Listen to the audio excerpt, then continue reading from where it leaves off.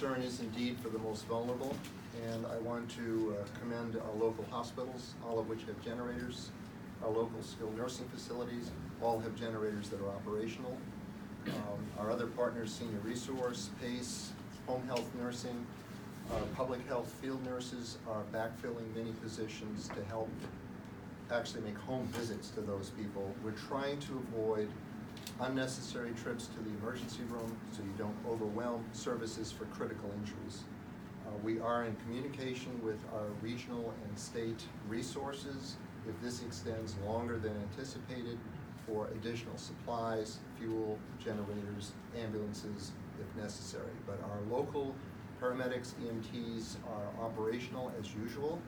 We have sufficient ambulances and air transport for critical emergencies that can't be handled locally. The important thing is to stay home if you don't need to go out. Be safe, particularly with propane and generators, alternative sources of energy or heat. Be careful because you may not be used to these devices. Take care of your neighbors for food, for safety. And if you have an operational generator, share the power. Thank you. Thank you, Dr. Baird. And we're going to have time for questions, after this, after our initial statements. I'd like to call our CAO, Amy Nilsson, up to talk about our continuity of government. Thank you. The public should know that a few years ago, the county undertook some continuity of government and continuity of operations planning. And so the County of Humboldt has these plans and is now relying on these plans to help us determine which essential services should be up and running. And because we have a lack of power in the courthouse, and we want to conserve the power that we do have, we are shutting down many of the administrative functions in the courthouse in order to keep the jail as operational as we can. Some of the county offices that are closed are all county libraries, the clerk recorder, UC Cooperative Extension, the treasurer tax collector, the auditor's office, the clerk of the board, the assessor is closed to the public, the county administrative office is closed to the public, and human resources is closed to the public. There are county offices that do remain open. The county commercial airport in McKinleyville is open. Probation, Maine on Harrison is open, and drug court has limited operations. Planning in Redway is open. However, planning at the Clark complex is open, but they are not doing inspections. The courts are partially operational. Health and Human Services, the Public Health Lab is open, Department of Environmental Health, Public Health Nursing. The Social Services offices are closed at Coster. CWS, however, is open, including the emergency response function.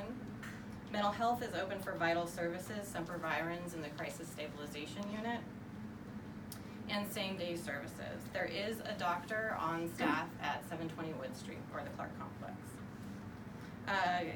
County Counsel's office is also open and doing court hearings.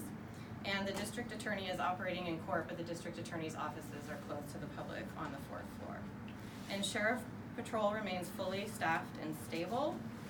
And county employees should know that the auditor and payroll staff are working on county payroll, and county payroll should be able to be issued this coming Friday. Thank you. Thank you.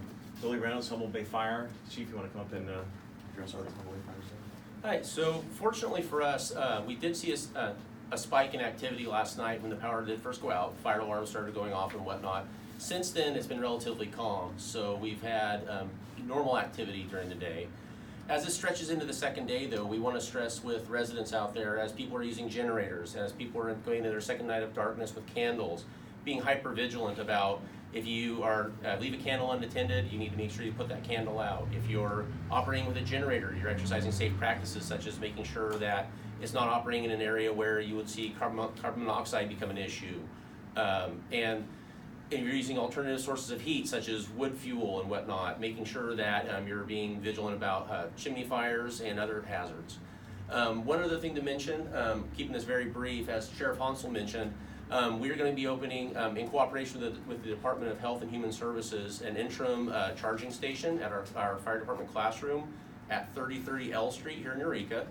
And that'll be available for, again, for people to come. It's not a shelter, but to come and charge phones, medical devices, get some water, and it'll be staffed by personnel from the Department of Health and Human Services. So that's at 3030 L Street here in Eureka, directly underneath the water tower. Thanks.